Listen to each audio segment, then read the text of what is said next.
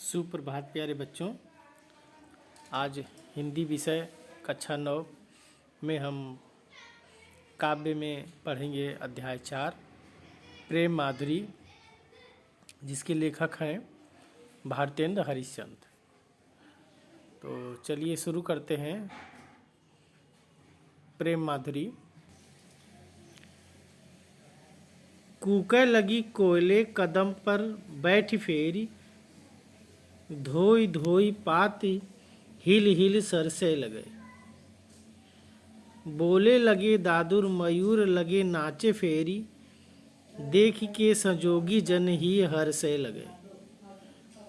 हरि भई भूमि सीरी पवन चलन लगी, लख हरिश्चंद्र फेरी प्राण तरसे लगे। फेर झूम झूम बरसा की ऋतु आई फेरी, बारस बादर निगोरे झुक झुकी बरसे लगे। तो चलिए इसका अर्थ समझते हैं। कूके लगे कोयले, कोयल माने कोयल। पहले तो समझ लेते हैं ये प्रसंग क्या है इसका। भारतेंद्र हरिश्चंद्र वर्षा ऋतु के सौंदर्य का वर्णन कर रहे हैं, और वर्षा ऋतु जो है प्रेमियों को किस प्रकार प्रभावित करती है, प्रेमी जनों को, उसके विषय में भी ये बता रहे हैं। प्रेमी जन अक्सर प्रेमी के साथ साथ कृष्ण और गोपियों के संदर्भ में ये बातें कही गई हैं कि जब वर्षा ऋतु आती है तो वर्षा ऋतु किस तरह प्रेमियों को सताती है। ये इसी चीज़ का वर्णन कर रहे हैं भारतेंद्र हरिश्चंद्र अपने प्रेम माधुरी में। कूके लगे, कूकने की आवाज़ कौन करता है? कोयल। कदम बन, इसमें कदम और बन दो चीज़ है। कदम काय के पेड़ का बन, फेरी बैठ, इसमें है कि कोयल कूकने लगी कदम के बन में बैठकर फिर से। धोए धोए पात, पात माने पत्ते, हिल हिल सरसे लगे। जो पेड़ों के पत्ते जो है बारिश होने लगी तो धोए धोए धुल के हिल हिल के सरसर की आवाज करने लगे। बोले लगे दादुर, दादुर माने मेढक, और मयूर लगे नाचे फेरी, और मयूर जो है नाचने लगे।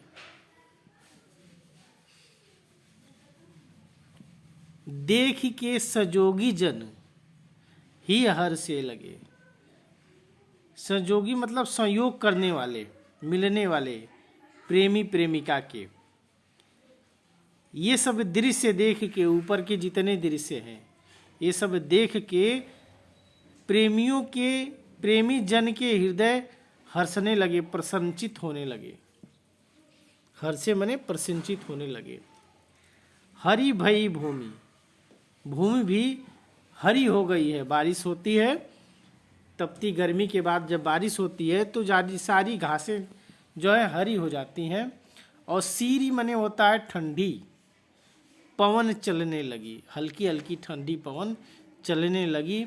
लख हरिश्चंद्र फेरी, लख हरिश्चंद्र, ये सब देख के प्रेमियों के हृदय फिर से फेरी प्राण तरसे लगे।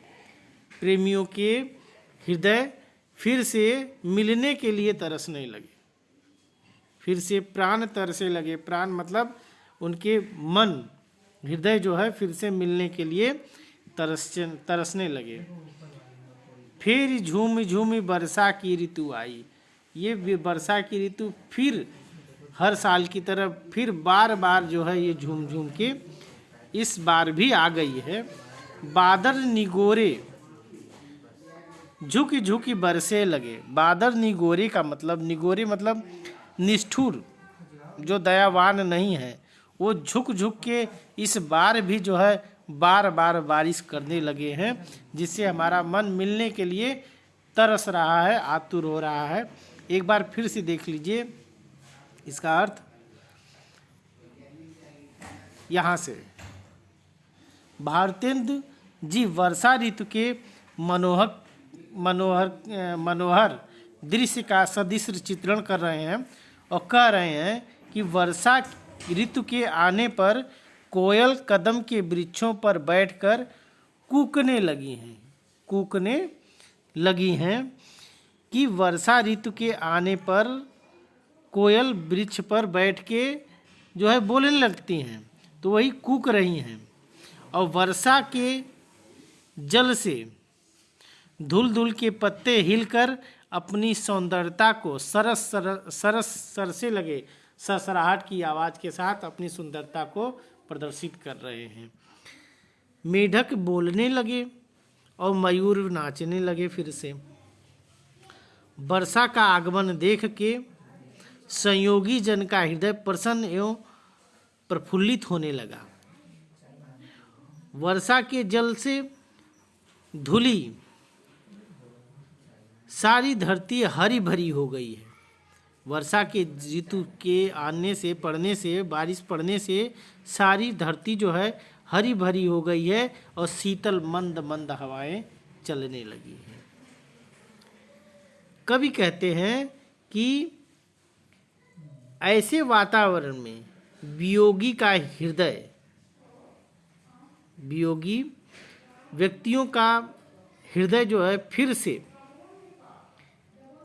प्रिय के दर्शन के लिए व्याकुल होने लगा है। प्राण तरसने लगे हैं, उनको देखने के लिए प्राण फिर से उनके तरसने लगे हैं, मिलने की इच्छा जागृत हो गई है। वर्षा ऋतु झूम झूम के फिर से हर साल की तरह आ गई है। ऋतु फिर झूम झूम के इस बार भी आ गई है और ये निष्ठुर निगोरे जो है बादल इस हमारी वियोग दशा को नहीं समझते हैं और इस बार भी वो झुक झुक के बारिश कर रहे हैं। अब अगला देखिए,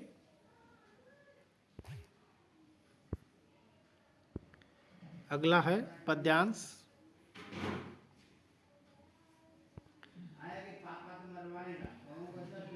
जिये पे जू होत अधिकार तो विचार कीजिए, लोक लाज भलो बुरो भयो निर्धारिये, नैन श्रैन कर पैग समय पर बस भय, उतय चली जात इहें कैसे के संहारिये, हरिश्चंद भई सब भांति सो पराई हम, इन्हें ज्ञान कही कहो कैसे के निबाहिये, मन में रहे तो ताही दीजिए विसारी मन, अपने बसे जामे ताई कैसे विसारिये।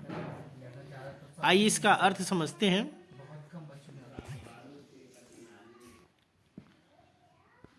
जिये पे जो होत अधिकार तो विचार कीजिए। अब ये प्रेमी जन मतलब गोपियां जो कहती हैं और ये बातें उधो से कह रही हैं। ये प्रेम माधुरी उधो और गोपियों का संवाद है और उधो से कह रही हैं। उधो को जो है कृष्ण भेजे हैं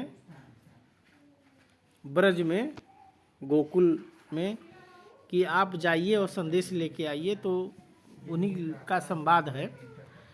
तो गोपियां कह रही हैं, जी पे जू होत अधिकार तो विचार कीजिए। जी मतलब हृदय पर मेरा यदि अधिकार होता तो मैं तुम्हारी बातों पर विचार करती। उधो से कह रही हैं कि मैं आपकी बातों पर विचार करती यदि मेरा हृदय पर, जी मने हृदय पर अधिकार होता। लेकिन अधिकार नहीं है, सब समाप्त हो गया है, खत्म हो गया है।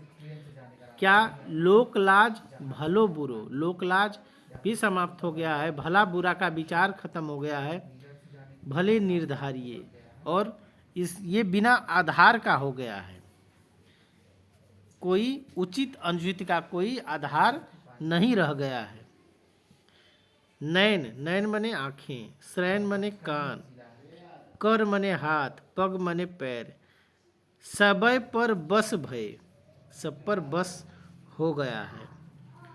उतय चली जात यह कैसे के संहारिए, और उतय मतलब उधर चले जाते हैं, जिधर मैं चाहती हूँ उधर नहीं जा पाते, इधर उधर चले जाते हैं। इन्हें कैसे कैसे संभालिए, इन्हें मैं कैसे संभालूंगी, क्योंकि इन पर मेरा अधिकार ही समाप्त हो गया है।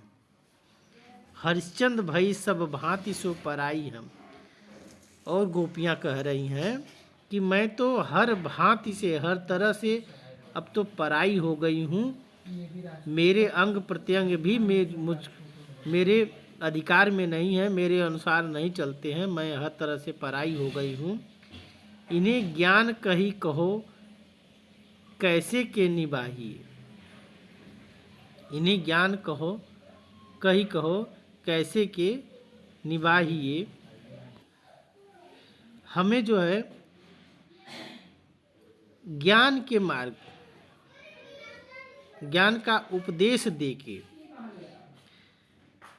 प्रेम के मार्ग पर चलने के लिए नहीं रोका जा सकता। निभाइए मतलब निभाना, प्रेम के मार्ग पर चलने का रास्ता मेरा नहीं रोका जा सकता है, मुझे ये ज्ञान देके, ज्ञान का उपदेश देके।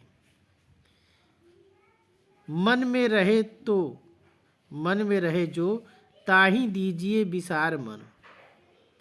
यदि कोई हमारे मन में निवास करता है तो हम उसे भुला भी देते, लेकिन जब हमारे मन ही में किसी दूसरे के हृदय में जाकर बस गया है, जब हमारा मन ही किसी दूसरे के हृदय में जाकर बस गया है, तो भला उसे कैसे भुलाया जा सकता है। विसारिए क्या मतलब भुलाया जा सकता है। मन में रहे तो ताही दीजिए विसारी मन। यदि हमारे मन में कोई निवास करता है तो हम उसे भुला सकते हैं, लेकिन जब हमारे मन में ही किसी दूसरे हृदय में जाकर बस गया है, हमारा हृदय ही, हमारा मन ही जाके किसी दूसरे के मन में बस, हृदय में बस गया है, तो उसको कैसे भुलाया जा सकता है। आपस सबे जाम ताही कैसे के बिसारिए। हे उद्धव, आप जो है व्यर्थ में ज्ञान का उपदेश दे रहे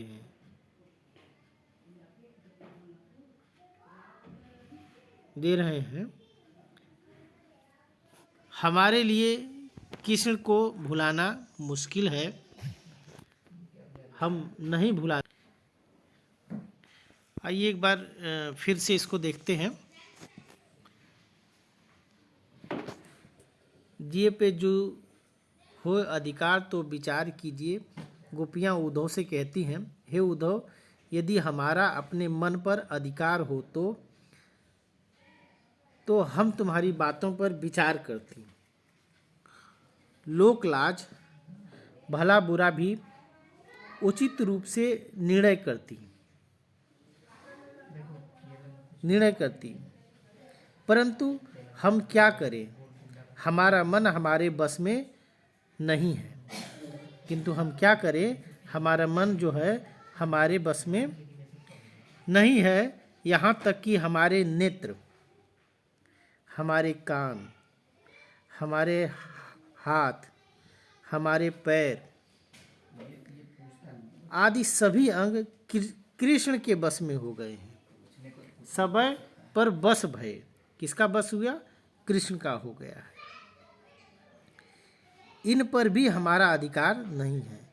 ये सब कृष्ण की ओर स्वयं ही चले जा रहे हैं। तुम ही बताओ इन्हें कैसे नियंत्रित किया जाए। उतय चली जात, उनकी तरफ चली जाते हैं। इन्हें कैसे संभालिए, इन्हें मैं कैसे संभालूंगी। हरिश्चंद्र भय सब भांति पराई। यदि ये सब अंग हमारे वश में होते तो हमारे अनुसार कार्य करते। ये सभी भांति हर तरह से जो है ये पराये हो गए हैं, हमारे अधीन नहीं हैं, सब पराये हो गए हैं। इन्हें ज्ञान कही कहो कैसे निभाइए। इनको ज्ञान देके, इन्हें उपदेश देके जो है कैसे समझाया जा सकता है, प्रेम के मार्ग पर कैसे चलाया जा सकता है। मन रहे जो ताहि दीजिए विसार। जो है हमारा मन, लेकिन हमारा मन जो है यदि कोई हमारे मन में निवास करता है तो हम उसको भुला सकते हैं।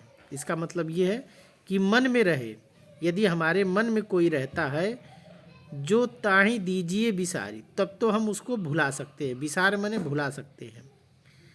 मन आपै बस है, लेकिन मेरा मन जो है आपके हृदय में बस गया है, किसी दूसरे के मतलब कृष्ण के हृदय में ही बस गया है। ताहि कैसे विसारिए, तो हम उसको कैसे भुला सकते हैं, कैसे विसार सकते हैं। मतलब हमारे अंदर में रहता मन तो हम विसार देते, किसी को भुला देते, कृष्ण को भुला देते। लेकिन वो तो किसी दूसरे के हृदय में हमारा मन जाके बस गया है, इसलिए भूलना कृष्ण को मुश्किल है, नहीं भूल सकते हैं। अब अगला देखिए तीसरा।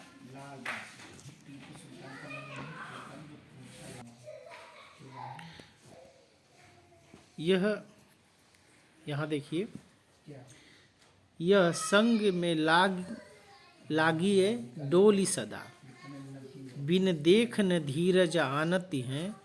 छिनहु जो वियोग परे हरिश्चंद्र, तो चाल प्रलय सी ठुठानती हैं। बरनी न थरे झपके उजके, पल में न समाइबो जानती हैं। पिय प्यारे तिहारे निहारे बिना, अखियाँ दुखिया नहीं मानती है। अब ये मन की स्थिति के विषय में भारतेंद्र हरिश्चंद्र कह रहे हैं कि गोपियाँ के मन की स्थिति क्या है। गोपियाँ कहती हैं कि मेरा मन यह संग में लागी डोली सदा। मेरा मन जो है श्री कृष्ण के साथ लग के हमेशा डोलता रहता है। जहाँ जहाँ जाते हैं, जैसे जैसे गए, मथुरा गए तो वहाँ मन चला गया है, उनके साथ ही मेरा मन डोलता है। जहाँ जाते हैं तहाँ चला जाता है। बिन देख न धीरज आनती है। और मेरे आँखों की दशा क्या है, नेत्रों की दशा ये है कि बिना देखे उनको धीरज ही नहीं मुझको आता है। और छिनहु जो वियोग पड़े हरिश्चंद्र, छिनहु माने एक क्षण भी वियोग पड़ जाता है उनसे, तो चाल प्रलय से ठानती है, तो प्रलय सा जैसे आ जाता है मेरे शरीर में, मेरे मन में हलचल व्याकुलता सी मच जाती है, प्रलय छा जाता है। बरनी न थरे न झपय उझके। बरनी मने पलके, बरनी मने पलके, न थरे स्थिर नहीं होती, मेरे पलके कभी स्थिर नहीं होती। न झपय, और कभी बंद नहीं होती है, कभी स्थिर नहीं होती, मतलब कभी झपकती नहीं है, हमेशा खुली रहती है। और यदि झपक भी गई कभी, यदि पलकें गिर भी गई तो तुरंत ही खुल जाती हैं। उझपय मतलब खुल जाती हैं, और इसलिए खुल जाती हैं कि कहीं ऐसा न हो कि कृष्ण आए और दर्शन न हो। इसलिए बरनी न थरै न, आँखें हमेशा जो है स्थिर नहीं रहती हैं, हमेशा चंचल रहती हैं, हमेशा खुली रहती हैं और झपय, और यदि झुकती भी है, गिरती भी हैं तो तुरंत खुल जाती हैं, ताकि कृष्ण ऐसा न हो कि आए और दर्शन न हो। पल पल में न समाइबो जानती हैं, और जो है पल में जो है ऐसा है कि पल में न समाइबो जानती हैं, और एक क्षण भी जो है उनसे वियोग जो है बर्दाश्त नहीं करती, इसलिए आँखें इस तरह का कार्य करती हैं। पिय प्यारे तिहारे निहारे बिना, गोपियाँ कहती हैं कि पिय हे प्रिय प्यारे तुमको बिना निहारे, निहारे माने देखने, तुमको बिना देखे अखियाँ दुखिया नहीं मानती हैं। ये वियोगी अखियाँ जो हैं, दुखारी अखियाँ जो है नहीं मानती हैं। एक बार फिर शुरू से देखिए इसको। भारतेंद्र हरिश्चंद्र कहते हैं कि गोपियों के माध्यम से कहते हैं, गोपियाँ कहती हैं कि मेरा मन जो है हमेशा कृष्ण के साथ डोलता रहता है, उनको ढूंढता रहता है, तलाशता रहता है, व्याकुल रहता है, और बिना देखे धीरज आनती है, और बिना उनको देखे मेरे मन को कभी धैर्य आता नहीं है। और यदि पल भर के लिए भी, छिनहु मने क्षण भर के लिए भी श्री कृष्ण उन्हें न दिखाई दे तो जैसे प्रलय सा आ जाता है, मतलब मेरे आँखों से आंसुओं की बारिश होने लगती है और बेचैन और व्याकुलता छा जाती है। बरनीन थरे, ये आँखें क्षण भर के लिए पलकें बंद नहीं होती, ये आँखें क्षण भर के लिए भी कभी बंद नहीं होती, और झपय यदि झपकती भी हैं, बंद भी होती हैं, तो उझपय तुरंत खुल जाती हैं। ऐसा इसलिए करती हैं, तुरंत खुल जाती हैं कि ऐसा न हो कि कृष्ण आए और उनके दर्शन न हो पाए। गोपियाँ उद्धव को अपनी आँखों की पीड़ा बताते हुए कहती हैं कि तुम श्री कृष्ण, ये सब कहना कि देखे बिना, श्री कृष्ण को देखे बिना ये वियोगी आँखें जो हैं नहीं रह सकती, नहीं मान सकती। प्रिय कृष्ण को देखे बिना, निहारे बिना ये आँखें, वियोगी अखियाँ, दुखिया अखियाँ का मतलब वियोगी आँखें नहीं रह सकती। अब अगला देखिए,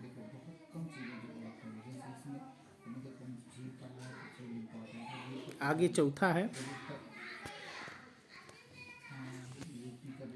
पहले बहु भांति भरोस दियो, अब ही हम लाई मिलावती है, हरिश्चंद्र भरोसे रही उनके, सखियाँ जो हमारी कहावती हैं, अब बेई जुदा है रही हमसो, उल्टो मिलके समझावती हैं, पहले जो लगाई के अंग अरी, जल को अब आप ही धावती। पहले तो लगाई के आग अरी, अब को जल को अब आप ही धावती है।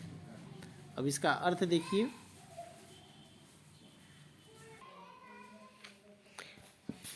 गोपी अपने सखियों को उलाहना देते हुए कहती है कि, उलाहना देते हुए कहती है, उलाहना का मतलब होता है शिकायत करते हुए कहती है कि हे सखी, पहले कुछ समय पहले तक तो तुम हमें भिन्न भिन्न प्रकार के भरोसा दिलाई, भिन्न भिन्न प्रकार से जो है भरोसा दिलाई थी, किंतु अब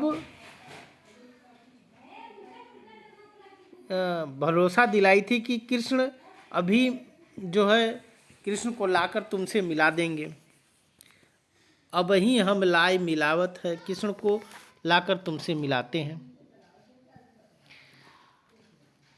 जो मेरी अपनी सखियां कहलाती हैं, भरोसे रही उनके, और जो मेरी सखियां हमारी कहलाती हैं, मैं उन्हीं के भरोसे बैठकर श्री कृष्ण की प्रतीक्षा करती रही। लेकिन मेरी सखियां ही अब मुझसे अलग हो गई। सखियां जो हमारी कहावत, ये जो हमारी सखियां कहलाती थी, अब बेजुदा हैं रही हमसे, अब हमसे वो अलग हो गई हैं।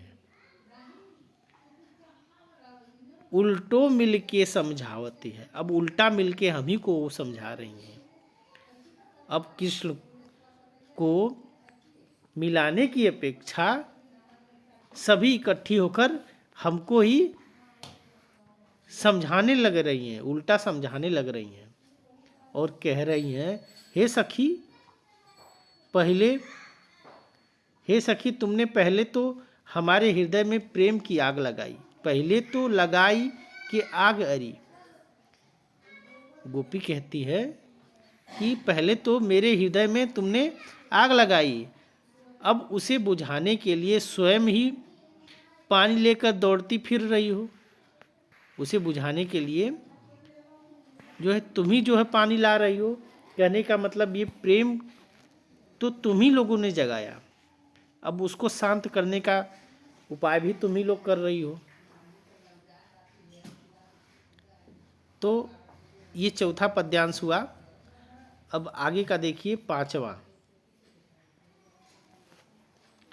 ऊधो जो सूधो गयो वह मार्ग, ज्ञान की तेरी जहाँ गुदरी है, को नहीं सिख मानिह हूँ, एक श्याम की प्रीत प्रतीत खरी है, ये ब्रजबाला सब इकसी, हरिश्चंद्र जो मंडली ही बिगड़ी है, एक जो होए तो ज्ञान सिखाइए, कुपई में यहाँ भांग पड़ी है।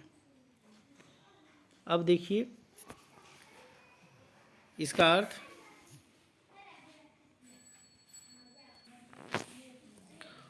ऊधो जो सूधो गयो यह मार्ग।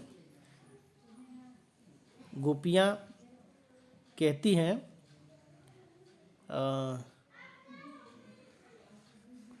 ऊधो से, कहती हैं कि ऊधो जो सूधो गयो वह मार्ग, हे ऊधो तुम उस रास्ते पर सीधे, सूधो माने सीधे, चले जाओ। तुम जिस रास्ते पे आए उसी रास्ते पे सीधे चले जाओ। थोड़ी क्रोध भाव में, गुस्सा के भाव में, क्योंकि खींच गई हैं, काफ़ी देर तक उद्धव उनको समझाए हैं, इसलिए अब उनको धीरे धीरे गुस्सा आ रहा है। इसलिए वो गोपियाँ कह रही हैं कि हे उद्धव, तुम जिस रास्ते से आए थे उसी सीधे रास्ते पे चले जाओ। सूधो माने सीधे रास्ते पर चले जाओ। ज्ञान की तेरी जहाँ गुदरी है, जहाँ तुम्हारी ज्ञान की पोटली रखी हुई है, ज्ञान की पोटली, ज्ञान की गठरी जहाँ रखी हुई है, उसी रास्ते पर तुम सीधे चले जाओ। क्योंकि को नहीं सिख मानिए हूँ, क्योंकि तुम्हारी यहाँ दिए गए ज्ञान को यहाँ कोई गोपियाँ सीखने वाली नहीं है, ग्रहण करने वाली नहीं है, कोई ग्रहण करने वाली नहीं है। एक श्याम की प्रीत प्रतीत खरी है, क्योंकि सभी गोपियाँ जो हैं कृष्ण के प्रेम में विश्वास करती हैं। श्याम माने कृष्ण के प्रीत खरी है, उनसे प्रीत सच्ची है। खरी माने सच्ची प्रीत है। जो कृष्ण से उनकी प्रीत है वो सच्ची है, उसमें सच्चा विश्वास रखती हैं। इसलिए तुम्हारे ज्ञान की बातों को कोई यहाँ ग्रहण नहीं करेगा, कोई सीखेगा नहीं। ये ब्रजबाला सब इकसी, गोपियाँ कह रही हैं उद्धव से, ये ब्रजबाला सब एक सी। यहाँ सभी ब्रजबालाएं एक जैसी हैं, उनकी प्रकृति एक जैसी है। हरिश्चंद्र जो मंडली ही बिगड़ी है। यहाँ तो पूरी की पूरी कृष्ण के प्रेम में पूरी ब्रज की मंडली ही बिगड़ी हुई है। पूरी ब्रज बालाएं ही कृष्ण के प्रेम में बिगड़ी हुई है। एक जो होए तो ज्ञान सिखाएं। यदि एक गोपी की बात हो तो तुम उसे अपने ज्ञान का उपदेश दे सकते थे। यदि एक की बात होती तो तुम अपने ज्ञान का उपदेश उससे दे सकते थे, परंतु यहाँ तो कुएं में ही भांग पड़ी हुई है। कुपही में यह भांग पड़ी है। कुपही मतलब पूरे कुएं में ही भांग पड़ी है, जिसको पूरा ब्रजगांव पी के नशे में हो गया है। प्रेम, कृष्ण के प्रेम के नशे में हो गया है। अर्थात सभी गोपियाँ कृष्ण के प्रेम के रस में डूबी हुई हैं। इसलिए उद्धव तुम लौट जाओ, तुम्हारा यहाँ ज्ञान जो है व्यर्थ है, समझाना व्यर्थ है। अब अगला 6वां पद्यांश देखिए।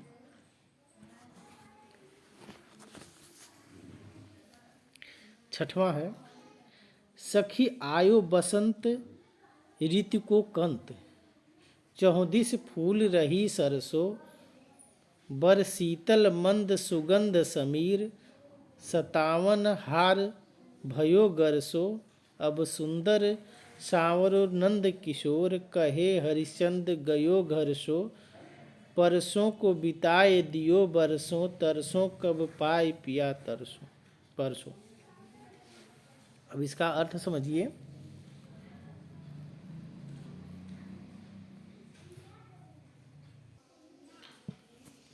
छठवें पद्यांश में भारतेंद्र हरिश्चंद्र जो है बसंत ऋतु के वर्णन के विषय में कह रहे हैं कि बसंत ऋतु जब आती है तो गोपियाँ की विरह स्थितियाँ, गोपियों की विरह स्थिति किस प्रकार की है वो इस 6वें पद्यांश में 6वें पद में बताते हैं।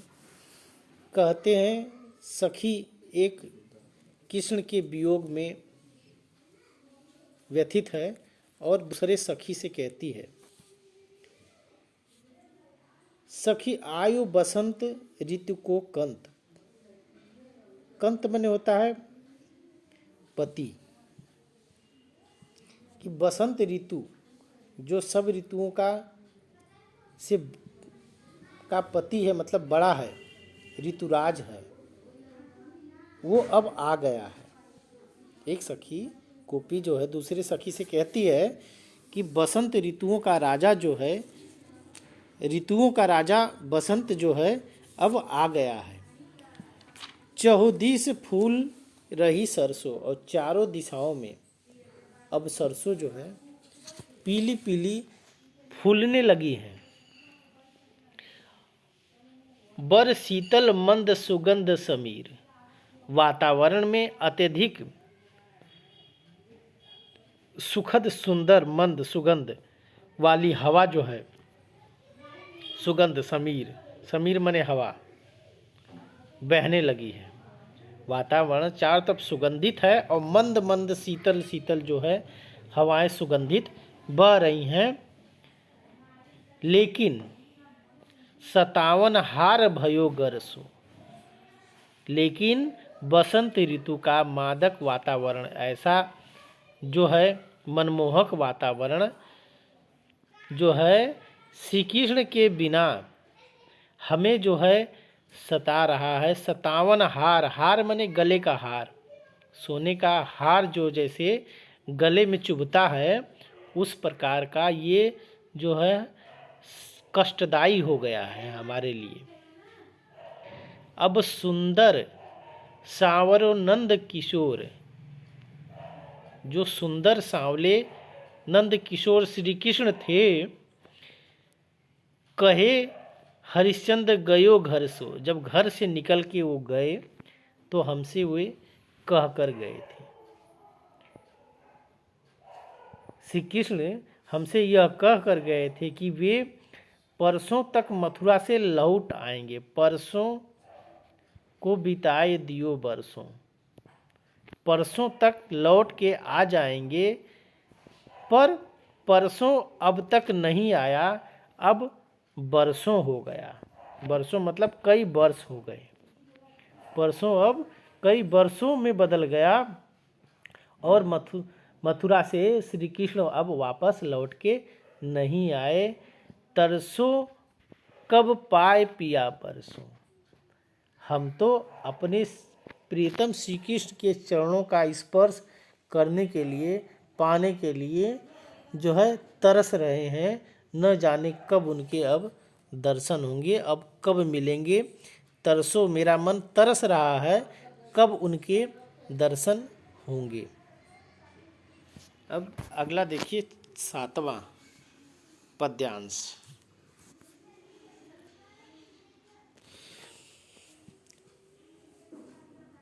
इन दुखियान को न चैन सपने मिलो, तासो सदा व्याकुल बिकल अकुलाएंगी। प्यारे हरिश्चंद्र की बीती जाति अवधि प्राण, चाहत चले पर ये तो संग न समाएंगी। देखो एक बारहूँ न नैन भरिते ही आते, जैन जैन लोक जहें तहाँ पछताएंगी। बिना प्राण प्यारे भये दरस तुम्हारे हाय, मरहूँ पे आँखें ये खुली ही रह जाएंगी। अब इसका अर्थ देखिए।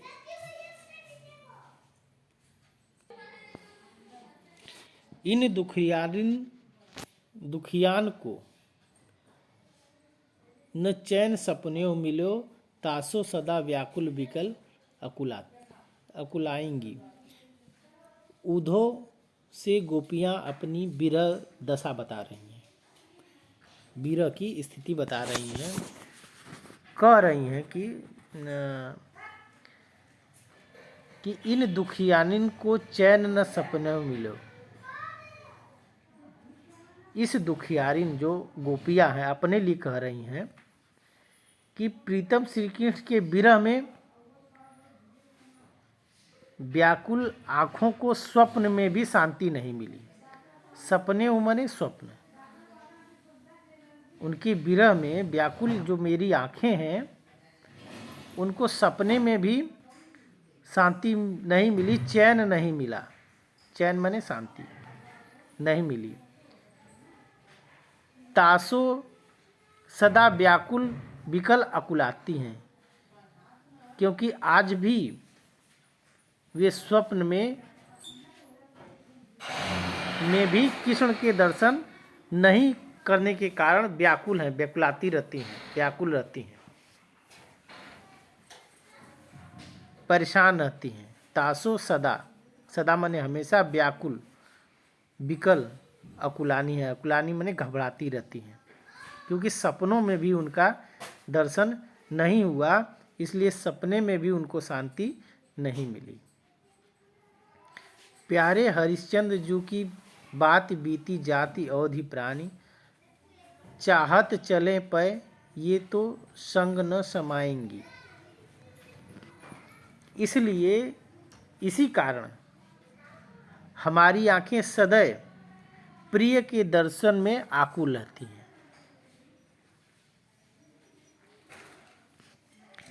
और जैसे जैसे प्रीतम के लौटने आने की अवधि बढ़ती जाती है,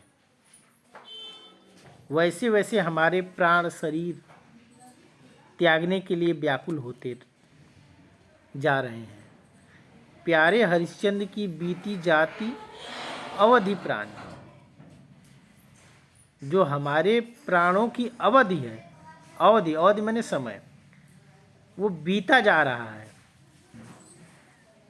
उनके इंतजार में। जैसे जैसे उनका समय बढ़ रहा है, तैसे तैसे हमारे प्राणों की अवधि घटती जा रही है। चाहत चलें पर, और ये प्राण चाहते हैं चले जाना, निकल जाना चाहते हैं, पर ये तो संग न समानी है।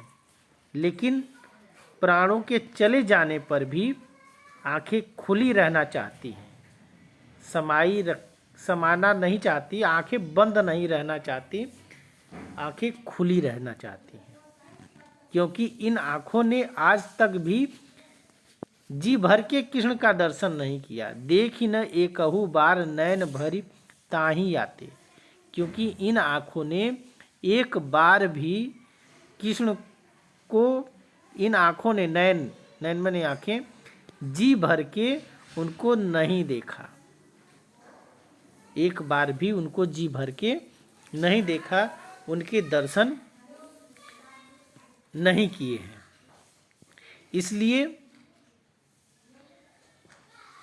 इसलिए हमारी आंखें जिस भी लोक में जाएंगी, जय जय लोक जय तहाँ पछताएंगी। इसलिए हमारे आंखें जिस लोक में भी जाएंगी वहाँ जाकर पश्चाताप ही करेंगी, पछताएंगी, पश्चाताप ही करेंगी। जहाँ जहाँ जिस जिस लोक में जाएंगी वहाँ पश्चाताप ही करेंगी। बिना प्राण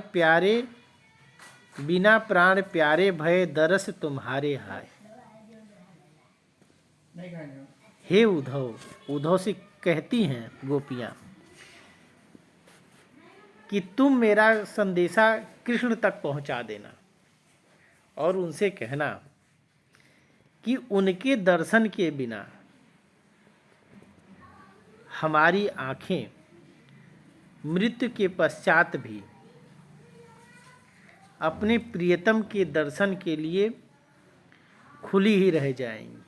बिना प्राण प्यारे भय दरस तुम्हारे, बिना तुम्हारे दर्शन किए मरहूं पर, मरने पर भी आंखें खुली ही रह जाएंगी, मतलब बंद नहीं होंगी।